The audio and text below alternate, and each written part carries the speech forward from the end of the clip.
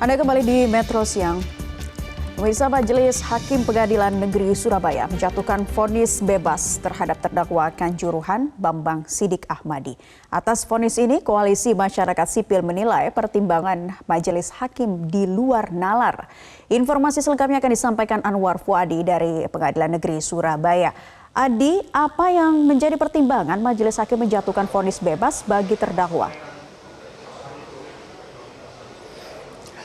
Ya, Naila, setelah tadi membacakan vonis 1,5 tahun untuk Dangki 3 Brimopolda Jawa Timur yaitu AKP Has Darmawan, baru saja Majelis Hakim sudah selesai juga membacakan putusan atau vonis untuk terdakwa tragedi Kanjuruhan yang merupakan mantan Kasat Samapta Polres Malang yaitu AKP Bambang Sidik Ahmadi yang kemudian divonis bebas dan juga membuat kaget pengunjung yang hadir dalam ruang sidang Cakra Pengadilan Negeri Surabaya pada siang hari ini.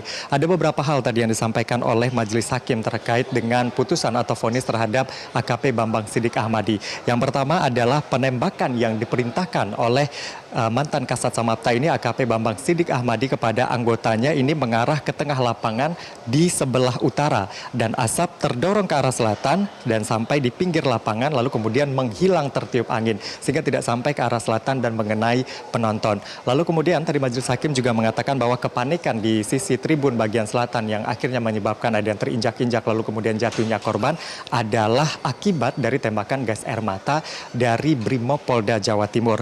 Dan penembakan gas air mata oleh Brimopolda Jawa Timur inilah yang kemudian menyebabkan jatuhnya korban. Sehingga tadi disampaikan oleh Majelis Hakim bahwa tidak ada hubungan sebab akibat antara tindakan yang dilakukan oleh Bambang Sidik Ahmadi terhadap jatuhnya korban dalam tragedi Kanjuruhan. Yang mana kita tahu ada 135 orang meninggal dunia dan ratusan lainnya luka berat dan juga luka ringan. Itu tadi adalah beberapa poin yang disampaikan oleh Majelis Hakim Pengadilan Negeri Surabaya sehingga demikian Bambang Sidik Ahmadi tidak terbukti secara sah dan meyakinkan melanggar dakwaan yang tertera sebagaimana yang sesuai dengan pasal 359 KUHP dan juga pasal 360 ayat 1 dan 2 KUHP.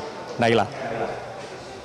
Baik, Adi, apakah sudah ada tanggapan dari pihak keluarga korban atau pendamping? Ya, tadi setelah persidangan untuk AKP Bambang Sidik Ahmadi, ada pihak keluarga yang juga datang sambil membawa foto begitu anggota keluarganya yang meninggal dunia akibat tragedi Kanjuruhan. Yang pasti pihak keluarga korban ini merasa kecewa dengan vonis yang disampaikan oleh Majelis Hakim. Mereka sebelumnya sudah kecewa dengan tuntutan JPU yang jauh sekali begitu ya di bawah tuntutan maksimal yaitu 3 tahun penjara. Dan mereka sekarang harus mendengarkan bahwa AKP Bambang Sidik Ahmadi ini ternyata divonis bebas oleh Majelis Hakim Pengadilan Negeri Surabaya karena mereka menginginkan tentunya vonis maksimal untuk para terdakwa dalam tragedi Kanjuruhan. Tadi juga yang lebih keras disampaikan oleh Koalisi Masyarakat Sipil yang tadi diwakili oleh Kontras gitu Andi Irfan yang mengatakan bahwa pertimbangan-pertimbangan yang disampaikan oleh Majelis Hakim ini di luar nalar. Ia juga menilai bahwa peradilan ini adalah peradilan sandiwara atau peradilan sesat. Berikut kita dengarkan bersama begitu pernyataan dari Kontras Andi Irfan berikut ini. Unsur-unsur kesengajaan dalam tindakan aparatur kepolisian selama melakukan pengamanan di Stadion Kanjuruhan itu terpenuhi semua gitu. Lebih dari sekedar kelalaian, itu bahkan unsur kesengajaan. Tapi sayang sekali kayaknya hakim membuat pertimbangan yang di luar nalar kita secara hukum maupun secara keadilan, secara kemanusiaan. Apa yang diputus oleh hakim itu menggambarkan bahwa hakim hanya sebagai alat pencuci piring bagi polisi. Ya, Naila, Koalisi Masyarakat Sipil ini nantinya juga akan mendesak begitu jaksa penuntut umum untuk banding begitu atas putusan khususnya untuk Bambang Sidik Ahmadi. Lalu kemudian juga mereka berencana akan melaporkan hakim begitu dalam persidangan kali ini ke Komisi Yudisial. Dan tadi kami juga sempat menemui jaksa penuntut umum terkait dengan putusan atau vonis ini. JPU mengatakan mereka akan melihat secara keseluruhan begitu vonis yang dijatuhkan karena masih akan ada satu terdakwa lagi yang akan disidangkan. Barulah mereka akan menentukan langkah apa yang akan dilakukan selanjutnya. Naila.